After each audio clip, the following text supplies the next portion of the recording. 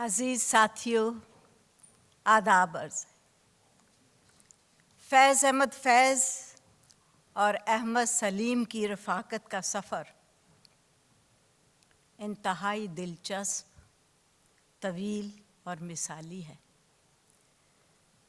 جسے چند منٹوں میں بیان کرنا آسان نہیں۔ میں ان ہستیوں کی رفاقت کو مختصر وقت میں آپ کی یادوں کا حصہ بنانے کی کوشش کروں گی۔ مجھے آج یہاں بات کرنے کا موقع دینے کے لیے وصال ٹیم کا میں بہت بہت شکریہ ادا کرتی ہوں۔ تمہاری یاد کے جب زخم بھرنے لگتے ہیں، تمہاری یاد کے جب زخم بھرنے لگتے ہیں، کسی بہانے تمہیں یاد کرنے لگتے ہیں۔ فیض احمد فیض اور احمد سلیم پاکستان کے دو بڑے نام، جن کا فکری سفر مارکسزم کی روشنی میں طے ہوا۔ ان کی شاعری انسانیت کو جبر و استحصال سے نجات دلانا اور ایک منصفانہ معاشرے کی تکمیل رہا۔ فیض صاحب ایک مزاحمتی اور آزادی کے شاعر مانے جاتے ہیں۔ ان کی مزاحمتی، انقلابی اور بامعنی شاعری جہاں پسے ہوئے طبقوں کی دلوں کی آواز ہے، وہاں جابر طبقے کے لیے خطرے کی گھنٹی بھی۔ فیض صاحب نے اپنی قلم کا استعمال استحصال کے خلاف بغاوت اور انقلابی تبدیلی کے لیے کیا اور مظلوموں کے ہر دکھ درد کی آواز بن کر ابھرے۔ فیض احمد فیض تیسری دنیا کے وہ عظیم ترقی پسند شاعر ہیں جنہوں نے اپنے سائے تلے بے شمار نوجوانوں کی تربیت کی، رہنمائی دی اور ترقی پسند تحریک کا حصہ بنایا۔ احمد سلیم فیض صاحب کے شاگرد، رفیق اور نظریاتی ساتھی تھے۔ فیض صاحب کے بڑے پن کو سمجھنا ہو تو احمد سلیم کے ساتھ ان کی رفاقت کا جائزہ لینا ضروری ہوگا۔ آج میں فیض صاحب کے ان پہلوؤں پر بات کروں گی جنہوں نے احمد سلیم کے نظریاتی سفر کو مضبوط بنایا، شعور کو وسعت دی اور انسان دوستی کی روایت کو پروان چڑھایا۔ یہ پہلو یقیناً قابل غور ہیں۔ نمبر 1، فیض صاحب کا اپنی نئی نسل کے ساتھ گہرا تعلق۔ نمبر 2، فیض صاحب کو شعوری طور پر نوجوانوں کو شعوری طور پر تیار کرنے کا عملی رویہ اور نمبر 3، مستقبل کے حوالے سے ترقی پسندانہ اور سائنسی سوچ، جس کی سب سے بڑی مثال ہمارے پاس احمد سلیم ہیں۔ احمد سلیم 26 جنوری 1945 پنجاب میں میانہ گوندل نامی گاؤں میں پیدا ہوئے۔ ابتدائی تعلیم گاؤں سے حاصل کی۔ گاؤں میں ہائی اسکول نہیں تھا تو ان کے والد نے احمد سلیم کو اپنے کپڑے کے کاروبار میں ساتھ ملانے کی کوشش کی، جسے احمد سلیم نے یہ کہہ کر رد کر دیا کہ وہ آگے پڑھنا چاہتے ہیں۔ احمد سلیم کی پھپھو جو پشاور رہتی تھیں، ان کو اپنے ساتھ پشاور لے گئیں، جہاں احمد سلیم نے میٹرک تک تعلیم حاصل کی۔ پشاور میں ان کی ملاقاتیں عظیم ہستی باچا خان کے ساتھ رہیں، جن کا احمد سلیم کے دل و دماغ پر بہت اچھا اور گہرا اثر ہوا۔ کالج کی تعلیم حاصل کرنے کے لیے انہیں کراچی جانا پڑا، جہاں وہ کسی دور کے رشتہ دار کے گھر میں رہ کر اردو کالج میں فرسٹ ایئر کے اسٹوڈنٹ بنے۔ ان دنوں احمد سلیم اردو میں شاعری کرنے لگے تھے۔ افکار رسالے میں ان کی شاعری چھپنے لگی۔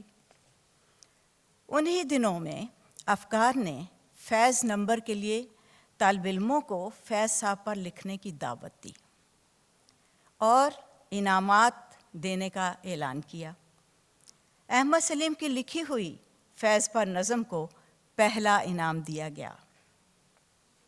یہ فیض صاحب کی کتابوں کا ایک سیٹ تھا جن پر فیض صاحب نے اپنے دستخط کیے ہوئے تھے۔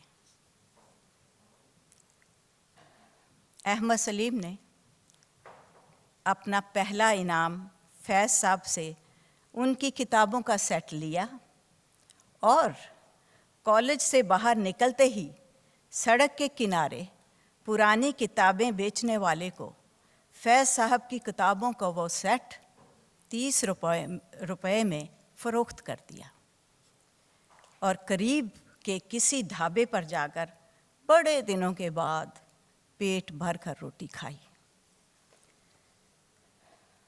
نئی کتابیں فیض صاحب کے دستخط کے ساتھ زیادہ دیر تک پرانی کتابوں کے ساتھ سڑک کے کنارے نہ رہیں اور فیض صاحب کے کسی دوست نے ان کو جلد ہی خرید کر فیض صاحب تک پہنچا دیا۔ فیض صاحب نے احمد سلیم کو اپنے پاس بلایا اور ان کے حالات و واقعات جاننے کی کوشش کی، اور یہی وہ ملاقات تھی کہ جس نے احمد سلیم کو فیض کی ہمدردانہ سوچ، سماجی فکر اور آرٹ کے ساتھ ہمیشہ کے لیے جوڑ دیا۔ ایک طالب علم کی حیثیت سے انہوں نے ڈیموکریٹک اسٹوڈنٹ فیڈریشن میں بھی حصہ لیا اور اپنی سیاسی جدوجہد کا منظم طریقے سے آغاز کیا۔ احمد سلیم اپنی کتاب میری دھرتی میرے لوگ میں لکھتے ہیں، جب میں فیض صاحب سے ملا تو میری عمر 17 یا 18 برس ہوگی۔ میرے جیسے ایک نوجوان کے لیے یہ یقین کرنا مشکل تھا کہ ادب کوئی پارٹ ٹائم کام نہیں ہوتا، بلکہ شاعری جدوجہد کا ایک عمل ہے، ایک کمٹمنٹ ہے اور زندگی کا سب سے پیچیدہ کام بھی۔ فیض صاحب سے میں روز ملنے لگا اور ان کی لائبریری میرے لیے وہ درسگاہ بنی جس نے مجھے سمجھایا کہ شاعری انسانوں کے حالات تو نہیں بدل سکتی، مگر ان کے حالات بدلنے کا ایک اہم ذریعہ ضرور بن سکتی ہے۔ 1972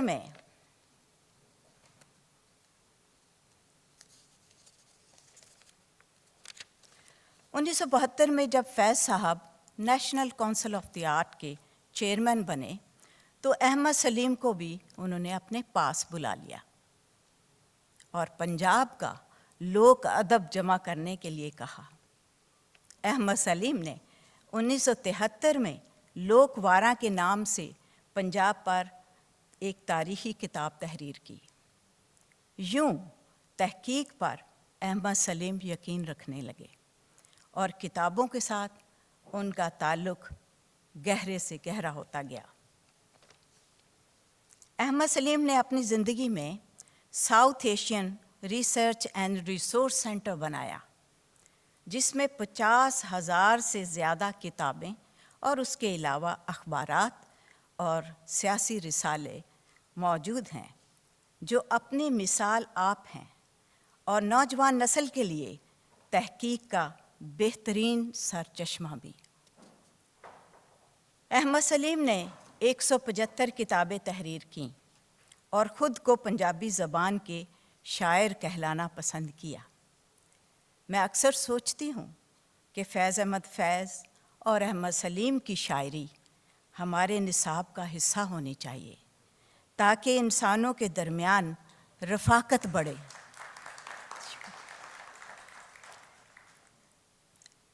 فیض احمد فیض اور احمد سلیم کی شاعری ہمارے نصاب کا حصہ ہونی چاہیے تاکہ انسانوں کے درمیان رفاقت بڑھے اور ہم گھٹن کی فضا سے آزاد ہو سکیں۔ آئیے ذرا سنتے ہیں فیض صاحب کیا کہتے ہیں۔ کب یاد میں تیرا ساتھ نہیں، कब हाथ में तेरा हाथ नहीं, सद शुक्र की अपनी रातों में अब हिज्र की कोई बात नहीं। जिस धज से कोई मक्तल में गया वो शान सलामत रहती है। ये जान तो आनी जानी है, इस जान की तो कोई बात नहीं। गर बाजी इश्क की बाजी है, जो चाहो लगा दो डर कैसा।